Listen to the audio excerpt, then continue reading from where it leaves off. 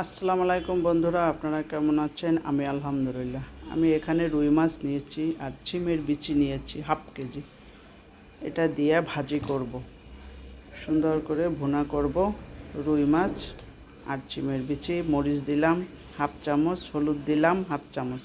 এটাকে ম্যারিনেট করে রাখবো। লবণ দিয়ে দিলাম হাফ চামচ।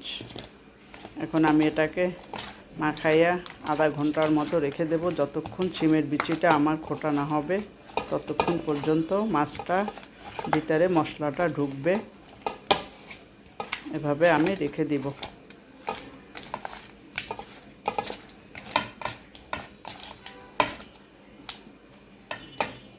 এভাবে থাকুক। আর এই চিমের বিচিটাকে আমি এটা একদম বাজার থেকে আনছি, যার জন্য খুঁড়তে একটু কষ্ট। ডিপ ফ্রিজে রেখে দিলে একদম একটা চাপ দিলে সাথে সাথে বের হয়ে যায়। যাই হোক, আমি এখন কষ্টটাই করে মাছের সাথে ভুনা করব। তো যাই, কাজটা শুরু করি। আধা ঘন্টা পরে আমি ফিরে আসলাম।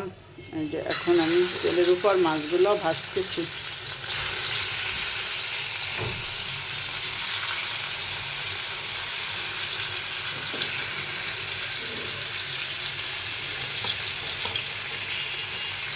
আর একটা মাছ এখানে দেওয়া যাবে, হালকা একটা ভাজি করে নিব। মাছটা আমার ভাজি করা হয়ে গেছে, আমি এখন তুলে নিচ্ছি।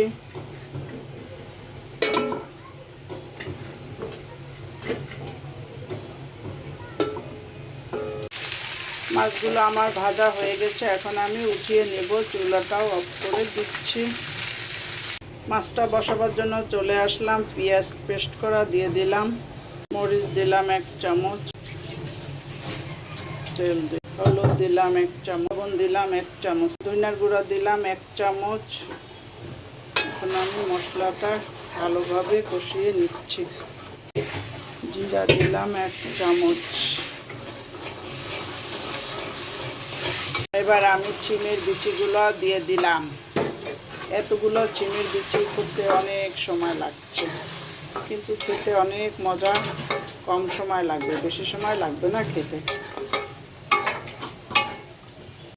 চিমের বিচিটা কষে গেছে। এখন আমি এখানে কিছু মাছের চর্বি আছে, মাছের চর্বিগুলো দিয়ে দিচ্ছি।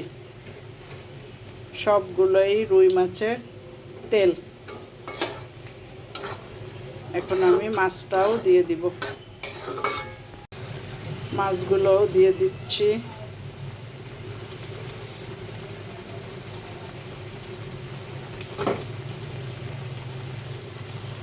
মাছগুলো সব দিয়ে দিলাম। এখন আমি পানি দিয়ে দিচ্ছি, উপরে একটু রসুন ছেঁচে দিয়ে দিচ্ছি। এগুলো রসুন ছেঁচা।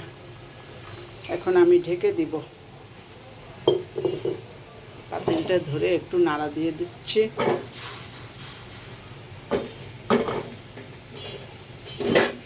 মাছটা কি অবস্থা দেখি, পানি আছে হালকা হালকা, আর একটু টানবে। আমি একটু ধনিয়া পাতা দিয়ে দেব। এখন এখানে ধনিয়া পাতা আর কাঁচামরিচ দিয়ে দিলাম। এখানে ধনিয়া পাতা কাঁচামরিচ দেওয়া হয়ে গেছে। এখন আমি একটু লবণটা চেক করি, তারপরে 1 মিনিটের মতো থাকবে, একটু মাখা মাখা রাখবো।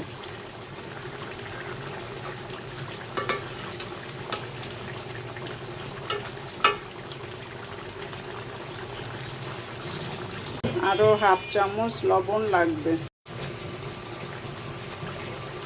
হয়ে গেছে আমার মাছটা চিমের বিচি দিয়া ভুনা করা। আমি এখন উঠিয়ে ফেলতেছি। আবারও একটু লবণটা দেখি।